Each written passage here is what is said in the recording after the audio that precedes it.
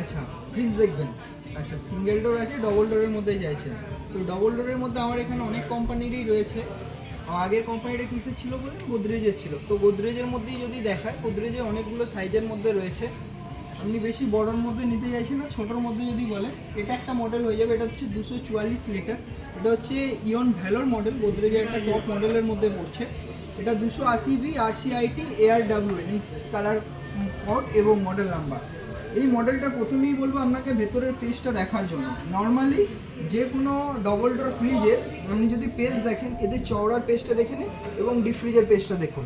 Normally আমার এই পাশেই দেখুন রয়েছে হায়ারেরও যদি পেজটা দেখেন, এটা 244 লিটার, এটা 268 লিটার। কিন্তু পেজের দিক থেকে যদি দেখেন, এটা একটু সরুর মধ্যে লম্বার মধ্যে বড়, ওটা একটু চওড়ার মধ্যে বড় পাচ্ছেন। এরপর বলি আপনাকে এই মডেলটার মধ্যে কী কী আপনি অ্যাডভান্টেজ পাচ্ছেন। এটা হচ্ছে 4-in-1 কনভার্টেবল মডেল। নর্মালি যে কোনো ডবল ডোরের আমাদের ডিপ থাকে, এটা নর্মাল থাকে নর্মাল। আপনি এটার ক্ষেত্রে আপনি এটাকে নর্মাল ফ্রিজে কনভার্ট করতে পারছেন, ফুললি কনভার্টেবল।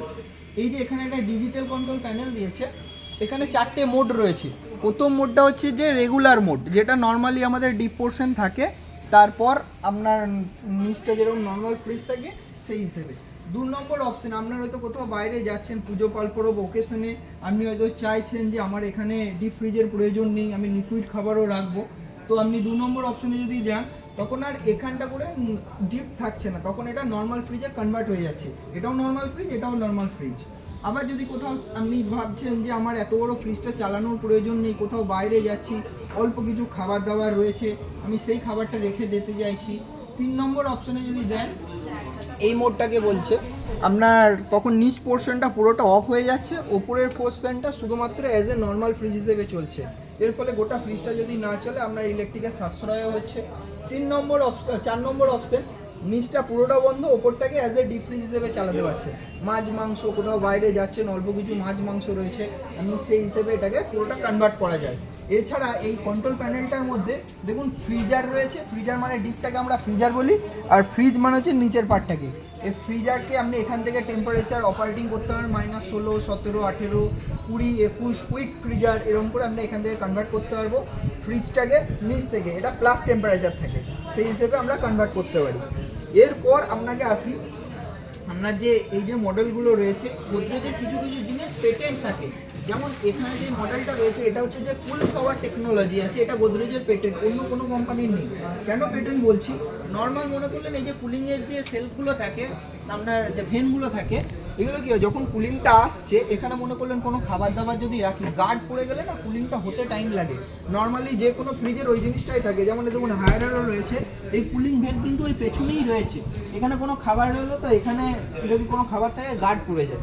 যেটা গোদরেজের ক্ষেত্রে রয়েছে, এটা হচ্ছে যে কুল শাওয়ার টেকনোলজি বলছে, এর মাধ্যমে আসছে এবং এই দিক দিয়ে কুলিংগুলো পুরোটার মধ্যে বেরোচ্ছে এবং 360 ডিগ্রি অ্যাঙ্গেলে মুভমেন্ট করছে। ডোরের মধ্যে কোনো খাবার রইলো বা নিচে কোনো খাবার রইলো, পুরোটার মধ্যে ছড়াচ্ছে। এটা হচ্ছে যে গোদরেজের নিজস্ব পেটেন্ট। তাছাড়া এটার মধ্যে কুল ব্যালেন্স টেকনোলজি আছে। কুল ব্যালেন্স টেকনোলজি থাকার জন্য কি হচ্ছে, যেই সেলফে যেরকম কুলিংয়ের প্রয়োজন, মনে করলেন চিলার ট্রেতে আমার একরকমের কুলিংয়ের প্রয়োজন, নিচের সেলফে একরকমের প্রয়োজন, ও নিজের মতন করে কুলিংটাকেও ব্যালেন্স করছে। এর ফলে বেনিফিট কি পাচ্ছেন? এর ফলে আমরা যেটা বেনিফিট পাবেন সেটা হচ্ছে যে 30 ডে ফার্ম ফ্রেশমেন্ট, মানে 30 দিন অবধি খাবার দাবার ফ্রেশ থাকছে। 2-3টে কারণে, এক হচ্ছে কুল শাওয়ার টেকনোলজি, 2 হচ্ছে যে কুল ব্যালেন্স টেকনোলজি, আর এখানে একটা ময়েশ্চারাইজার কন্ট্রোলার আছে। এই যে জিনিসটা রয়েছে, এর ফলে হচ্ছে যে 30 দিন অবধি ফার্ম ফ্রেশনেস, যে সবজি টবজিগুলো আমরা রাখি সেটা 30 দিন অবধি ফার্ম ফ্রেশনেস থাকে। আপনি যদি লক্ষ্য করে থাকেন, এর যে ভেজিটেবল বক্সটা রয়েছে, এটাকে 27 লিটারের ভেজিটেবল বক্স।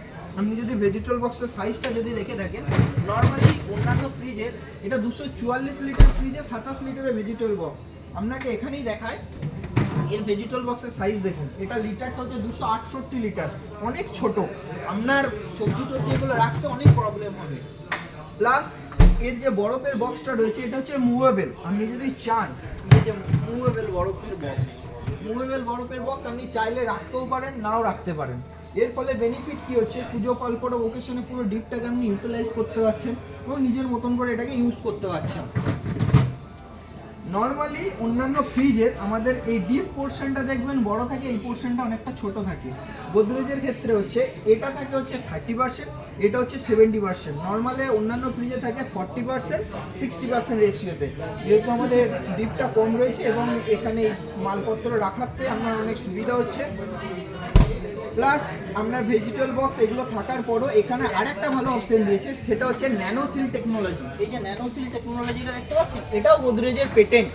কারণ হচ্ছে এটা 95% হচ্ছে ফুড ফ্রেশনেস। খাবার দাবার যেগুলো রাখছি, মনে করলেন বাজার থেকে আমরা যে খাবার দাবারগুলো কিনে নিয়ে আসছি, ওই খাবারের ভেতরে ব্যাকটেরিয়া থাকলে সেটা কিছু করতে পারছে না, বা বাইরের মধ্যে যদি ব্যাকটেরিয়াল কোনো কিছু গ্রোথ হতে দিচ্ছে না। এর ফলে দেখুন এখানে লেখা আছে 95% হচ্ছে যে ফুড ফ্রেশনেস। ন্যানোসিট এটা পেটেন্ট, এটা গোদরেজ ছাড়া অন্য কোনো কোম্পানির পাবেন না, একমাত্র গোদরেজেরই আছে। এর ফলে একটা হাইজিনিক, আপনি যে খাবার দাবারটা রাখছেন একটা হাইজিনিক খাবার আপনি ওখান থেকে এক্সপেক্ট করতে পারেন। এই সেলফগুলো নিজের মতন করে আপনি অপারেট করতে পারেন, কমানো বাড়ানো। অনেক অনেক ফ্রিজে তো আপনার আছে পুরো ফিক্সড, যেমন এলজির ক্ষেত্রে গেলে এলজির এই সেলফগুলো আপনি নিজের মতন করে অপারেট করতে পারবেন না, এটার ক্ষেত্রে আপনি অপারেটও করতে পারছেন। এটা ইনভার্টার টেকনোলজি আছে, আপনার বাড়িতে যদি ইনভার্টার থেকে হোম ইনভার্টার ফ্রিজটাকে আপনি চালাতে পারবেন। প্লাস এটার মধ্যে এআই টাচ, এখন দেখবেন এআই কথাটা খুব বেশি আসছে।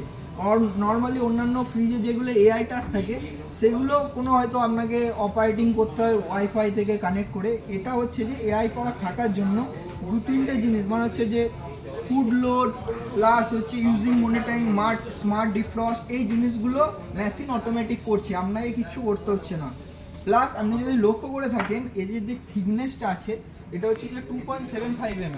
যদি কারেন্ট কখনো চলে যায়, দেখবেন কারেন্ট চলে গেলে ঠান্ডা অনেক অন্যান্য ফ্রিজে দেখবেন, যেমন এটার ক্ষেত্রেই দেখায়, এই থিকনেসটা দেখুন কতটা কম। যদি গোদরেজটার ক্ষেত্রে যদি আপনি দেখেন থিকনেস লেভেল কিন্তু 2.75 mm থাকার জন্য কারেন্ট